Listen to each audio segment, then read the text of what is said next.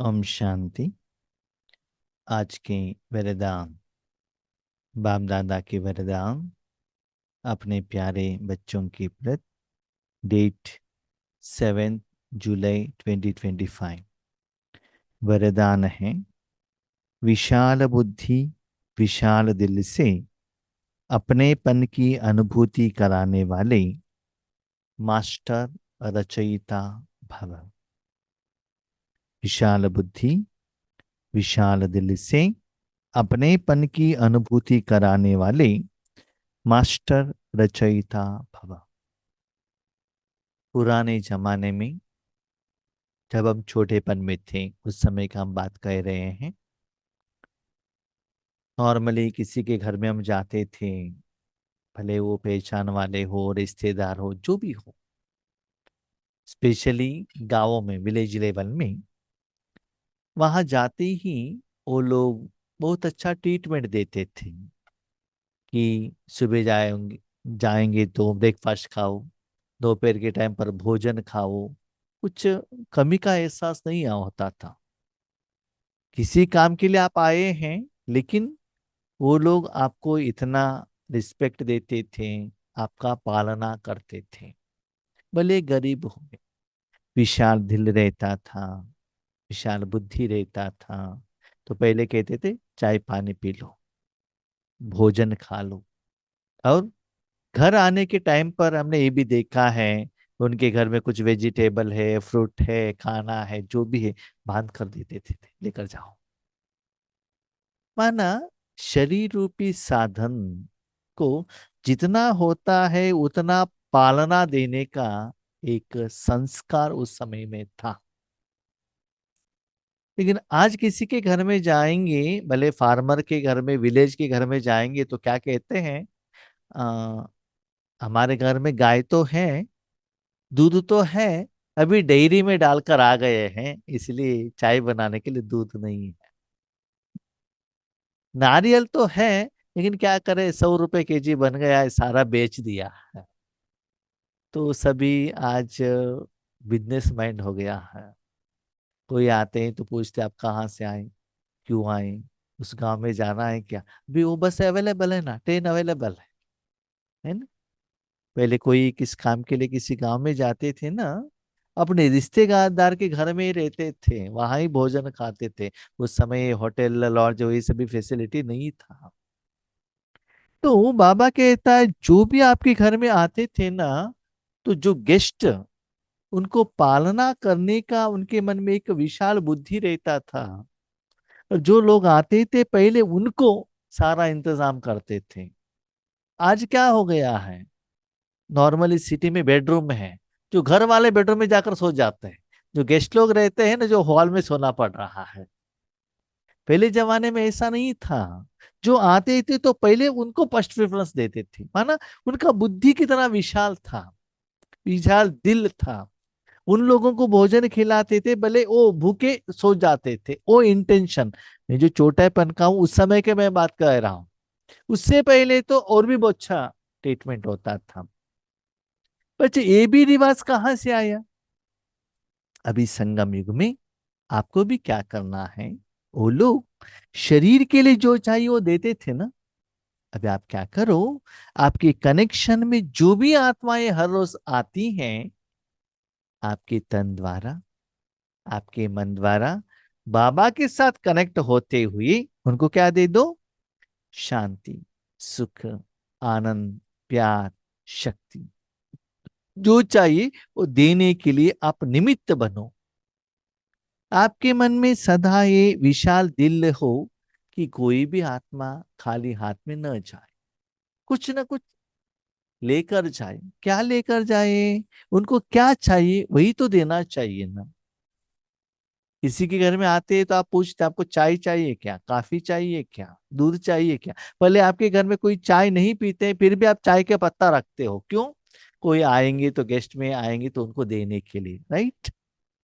तो ऐसे ही बाबा कहता है, ऐसे आत्माएं सदा बाबा के साथ जुड़े हुए रहते हैं। तो तन से कोई भी कनेक्शन में आते हैं, उनके मुख द्वारा, आंखों द्वारा, उनका बॉडी द्वारा, चमड़ी द्वारा कोई ना कोई ऐसे गुण बाबा उनके द्वारा उन आत्मा को देता है। तो इस रूप में वो भगवान का पहचान कराने के लिए निमित्त बनते हैं। उनको बाबा कहते हैं मास्टर रचयिता, रचना करते हैं। पिताजी अपना जायदाद अपने बच्चों को आपके तन द्वारा देकर उनको नया जन्म लेते हैं, पालना करते हैं। लेकिन उसके पहले आपके दिल में रहना चाहिए कि ऐसे कर्म के लिए मैं निमित्त बनूं। जैसे बहुत सारे लोगों के घर में सारा इंतजाम रहता है, लेकिन ऐसे पालना देने के लिए उनको मन नहीं रहता है। कोई कोई माताएं घर में कुछ चॉकलेट्स अपने बच्चों के लिए लेकर आते हैं। घर में आते ही देखते हैं आजू बाजू घर वाले बच्चे बैठे हैं। जो विशाल दिल वाले क्या कहते हैं, अपने बेटे को देते, देखो बेटा, ये जो चॉकलेट लाया है ना, सभी को बांट दो। आपको नहीं है तो मैं कल दूंगी। थोड़े लोग ऐसे क्या करते हैं, बाजू घर वाले आए तो अपने बैग का जिप ओपन ही नहीं करते। क्यों? सभी लोगों को देंगे तो मेरे बच्चे को कुछ भी नहीं बचेगा ना। ऐसा भाव अभी चेंज हो गया है। लेकिन आप विशाल बुद्धि बनो, विशाल दिल बनो। बाबा ने विशाल बुद्धि क्यों कहा? क्योंकि जो भी आपके द्वारा जाता है ना, वो आपको एहसास होना चाहिए और देने का दिल भरा भावना रहना चाहिए, तभी वो एनर्जी आपके द्वारा बाहर जाएगा। मास्टर रचयिता की पहली रचना यह देह है। तो पहले देह का रचना किया है ना, उसके बाद आत्मा एंटर ही हो गई ना उसमें। जब माँ की गोद में पहले बॉडी रेडी होता है, उसके बाद आत्मा एंटर होता है। तो ऐसे ही आपका जो सेवा है, पहले देह रूप से ही स्टार्ट करो। देह द्वारे, माना देह से एनर्जी फ्लो हो रहा है, उनको देह द्वारा उस आत्मा तक जाकर पहुंच रहा है। वहां से स्टार्ट करो रचना, है ना।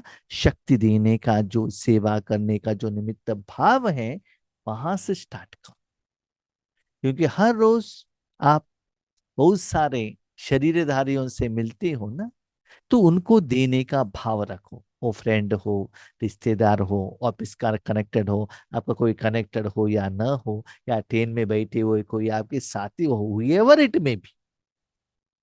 जैसे कभी कभी हम देखते हैं, कुछ ट्रेन में हम खा रहे हैं, वहां टीसी आता है और कोई आता, उनको देते हैं ना, ले लो, आप भी ले लो, खा लो। हम कहते हैं ना, विशाल बुद्धि वाले सभी को बांट कर खाते हैं ना। तो ऐसी रूहानी रूप में भी यहां से स्टार्ट करो कि देने का भाव रखो। लेकिन बाबा कहते हैं बच्चे अपना चीज मत देना, मास्टर रचयिता परमात्मा से जो है वो देने के लिए निमित्त बनना। इसीलिए सिर्फ मन बुद्धि को भगवान के हाथ में देना, देने का काम बाबा करता। फ्रेंड घर में आइए, ओके, नो प्रॉब्लम, आप भोजन बना के मत देना क्योंकि आप एक्सपर्ट नहीं हो। अपने मम्मी को कहो, मम्मी फ्रेंड्स आए हैं, तो उनको क्या चाहिए मम्मी जानती हैं, रसोई से लेकर आके आप दे दो, लेकिन आप मत बनाना। यस। तो आप एक साधन बनते हो ना, आप मास्टर बन जाते हो। इसीलिए किसको क्या देना है, कितना देना है, कब देना है, ये बाबा जानता है, वो दे देता है। सिर्फ आप साधन बनो।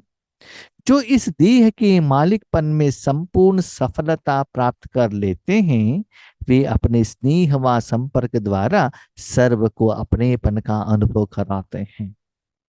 माना देह के ऊपर आपका कंट्रोलिंग पावर है, तो आपको लगता है बॉडी से रेगुलरली वो एनर्जी बाहर जा रहा है, वो फीलिंग आपको होने लगता है। इससे जिस दिन आपके कनेक्शन में जो भी आत्माएं आते हैं, उनको निराकार सुख का अनुभव होगा। अब जानते हैं ना, अब घर से निकलते हैं, कुछ सेंट स्प्रे करके जाते हैं, आपके कनेक्शन में जो भी आत्माएं आते हैं, उनको वो खुशबू का एहसास होगा। लेकिन उनका मन ठंडे दिमाग रहेगा, तो वो मोबाइल में बात कर रहे हो, टेंशन में, तो वो खुशबू का एहसास उनको नहीं होता है। उनको होता है कि नहीं होता है, वो लेते हैं कि नहीं लेते हैं। तो आप क्या चाहते हैं, आपके बॉडी से खुशबू आए, है ना, बदबू न आए, ये अटेंशन रहता है ना। जब शरीर क्लीन चाहिए, कपड़ा क्लीन चाहिए, सेंट चाहिए, तो आत्मा भी क्लीन रखो ना, उससे भी एक खुशबू दे दो। उस आत्मा के संपर्क से सुख की, दातापन की, शांति, प्रेम, आनंद, सहयोग, हिम्मत, उत्साह, उमंग, किसी न किसी विशेषता की अनुभूति होती है। ऐसा नहीं कि एक ही जैसे हम दृष्टि दे रहे हैं शक्ति जा रही, नहीं। किसी किसी को फिजिकल हेल्थ का प्रॉब्लम में मिल जाएगा, फाइनेंशियल मिल जाएगा, तो बातें प्यार से मिल जाएगा, शुभ संकल्प मिल जाएगा, किसी न किसी रूप में, स्थूल रूप में हमको लगता है ये सदा सहयोगी है, साथ में रहने वालों का सदा कल्याण करते हैं, सोचते हैं। न केवल वो जाएगा, वो कर्म उनको सहयोग देने के पहले अब बाबा के साथ जुड़ेंगे, वो शरीर के हेल्प के साथ ये परमात्मा का रूहानी प्यार भी उसमें ऐड करके जाने से ईश्वरीय सेवा भी होगा, और उनके साथ आपका हिसाब किताब भी क्लियर होगा। उन्हें ही कहा जाता है विशाल बुद्धि विशाल दिल वाले। तो ऐसी आत्माओं को किसी न किसी रूप से आपका सहयोग मिल जाएगा, तो उनको लगता है ये भगवान के एक साधन है, ये सपोर्ट करते हैं। आज हमारे गांव में एक प्रोग्राम था, उसमें हम गए थे। वहाँ एक परिवार था, उनका कुछ हेल्थ प्रॉब्लम था, उनको एक हॉस्पिटल में लेकर जाने का एक संकल्प आया। उनको कहा, उन्होंने कहा हाँ ओके, डॉक्टर के पास लेकर गए। तो इतना अच्छा उन्होंने डायग्नोसिस किया और कहा, और वो कर्म से मुझे आज कितना सेटिस्फेक्शन है। फर्स्ट टाइम वो डॉक्टर ने मुझे रिटर्न फोन किया, हम तो निमित्त बने, ठीक है। तो वो भाव से डॉक्टर भी सेटिस्फाइड, पेशेंट भी सेटिस्फाइड। आगे क्या होता है मैं नहीं जानता। तो ये प्रैक्टिकल हमको पता चलता है, ऐसा नहीं कि हम ईश्वरीय शक्ति दे रहे, नहीं। उनको कोई समस्या रहता है, उसके लिए बाबा आपको निमित्त बनाता है, तो उस द्वारा उन लोगों को दुआ मिलता है, उनको भी लगता है यस ये बहुत अच्छा सेवादारी है। सेवा मन ऐसा नहीं कि एक जगह पर बैठकर सिर्फ सकाश दे दो, कलरे दे दो, ऐसा नहीं। इस रूप में भी आप ईश्वरीय सेवा उनको कर सकते, लेकिन उसके लिए विशाल दिल, होल हार्टेडनेस, विशाल बुद्धि। बुद्धि माना इतना वॉल्यूम में वो एनर्जी पास आपके द्वारा फ्लो होना चाहिए, वो अनुभव होना चाहिए। जब तक अनुभव नहीं होगा, समझ लो बाबा का एनर्जी नहीं जा रहा है। अब कितना भी किसी को हेल्प करो, लेकिन उस समय बाबा के साथ जुड़कर रहना बहुत जरूरी है। आज का स्लोगन, उमंग उत्साह के पंखों द्वारा सदा उड़ती कला की अनुभूति करते चलो। देखो, कोई भी कर्म करना है, उमंग उत्साह चाहिए साधना करने के लिए, कुछ भी करने के लिए। नहीं तो आज मूड नहीं है, आज सुस्ती है, आज बीमारी है, तो वो कर्म में मजा नहीं आता। जब आप कोई भी कर्म करते हो ना, उसमें सफलता मिलती है, तो ऑटोमेटिकली उमंग उत्साह मिलता है। तो उमंग उत्साह का पंख डालने से आप उड़ते रहेंगे। पंख आपने यूज नहीं किया, नीचे रहेंगे। नीचे रहेंगे इसका मतलब जिम्मेदारी का ठोकरी उठाकर बैठे हो, भारीपन का एहसास होता है। इसलिए सदा उड़ते रहना, हल्के रहना, है ना। जब आप जर्नी करते हो ना, पैदल जाएंगे तो बहुत कुछ सीनरी दिखाई देता है, वही आप फ्लाइट में जाएंगे कुछ भी दिखाई नहीं देता, है ना। ऐसी सदा उमंग उत्साह में सदा उड़ते रहना, उड़ती कला का अनुभूति करते चलो, अनुभव भी करते चलो, है ना।